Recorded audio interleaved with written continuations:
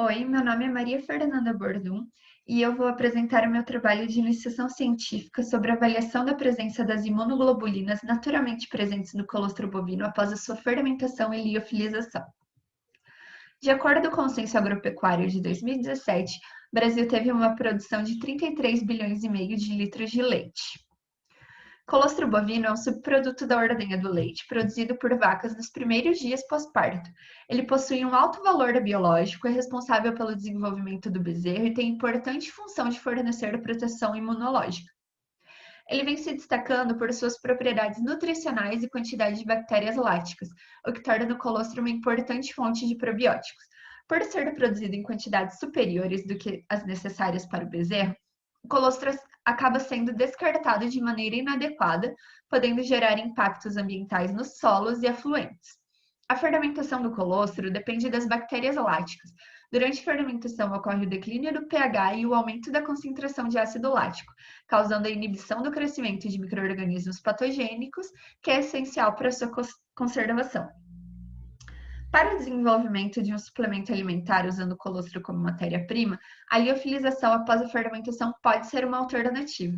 A liofilização é muito usada para a conservação de micro-organismos, pois ela conserva o material biológico por longo tempo sem a necessidade de utilizar outro método de conservação, uma vez que a retirada de água do produto aumenta o tempo de armazenamento e mantém seus nutrientes. Os objetivos desse trabalho foram realizar a fermentação e liofilização do colostro bovino, determinar a carga biológica do colostro após a fermentação, avaliar a atividade das imunoglobulinas no produto final e realizar a revisão bibliográfica acerca do tema.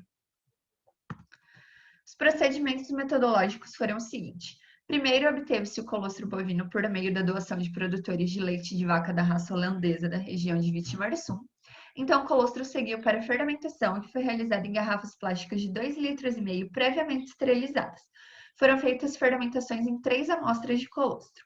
A amostra 1, sem pasteurização e sem inoculação com bactérias láticas. A amostra 2 não teve pasteurização, mas teve inóculo com uma seleção de bactérias láticas. E a amostra 3, o colostro foi previamente pasteurizado e então inoculado com uma seleção de bactérias láticas. O inóculo de probióticos utilizados contém as bactérias láticas Lactobacillus acidophilus, Lactobacillus casei, Lactococcus lactis, Bifidobacterium bifidum, Bifidobacterium lactis, e a fermentação ocorreu em um período de 23 dias, pois é o tempo necessário para a eliminação de micro-organismos patogênicos. Os frascos foram colocados em uma incubadora para que a fermentação ocorresse em uma temperatura de 30 graus. Para a análise de bactérias láticas, foram retiradas amostras a cada 3 dias.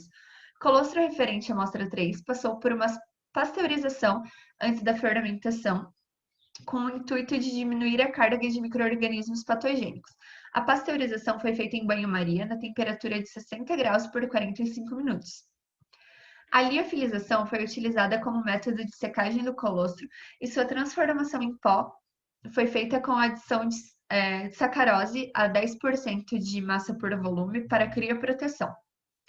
Como próxima etapa da pesquisa, seria feita a análise da atividade biológica de imunoglobulinas, bem como a sua dosagem por meio do método ELISA, que é o ensaio de imunoabsorção enzimática. Porém, por conta da atual situação relacionada à pandemia do coronavírus, essa etapa não pode ser realizada, portanto, uma revisão bibliográfica acerca do tema foi realizada. A revisão bibliográfica foi realizada acerca de composição do colostro bovino, carga biológica do colostro, imunoglobulinas presentes no colostro e estudo de mercado do colostro bovino. Essa tabela apresenta produtos de colostro comercializado no exterior. Como pode-se notar, a maioria é voltada para a melhora do sistema imune e prevenção a diarreias atuando na flora intestinal.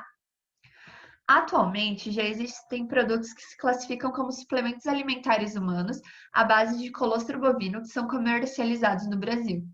Algumas das funções conferidas pelo uso desse tipo de suplementos no Brasil é no auxílio da prevenção da diarreia viral em pacientes imunodeprimidos, também para aumentar o desempenho atlético e também é utilizado pela ação imunopotencializadora. Podemos observar que o comportamento da microbiota presente no colostro bovino durante a fermentação de 23 dias aumentou.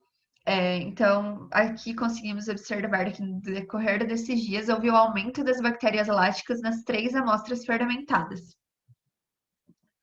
Apesar de não ter sido possível a avaliação da dosagem e atividade de imunoglobulinas no colostro bovino após a fermentação e liofilização, fermentação do colostro bovino com adição de inóculo lático mostrou-se ser eficiente para a obtenção de uma concentração maior de bactérias láticas do final da fermentação.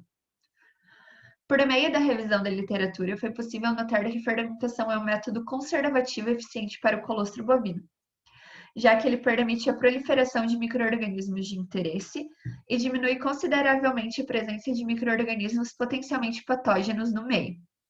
A liofilização complementa esse processo ao dar estabilidade ao produto e manter a sua estrutura do colostro. A quantidade de produtos comercializados nesse formato e os estudos em torno do tema demonstram que é possível utilizar o colostro bovino liofilizado como imunopotencializador e suplemento imunológico. É isso, muito obrigada.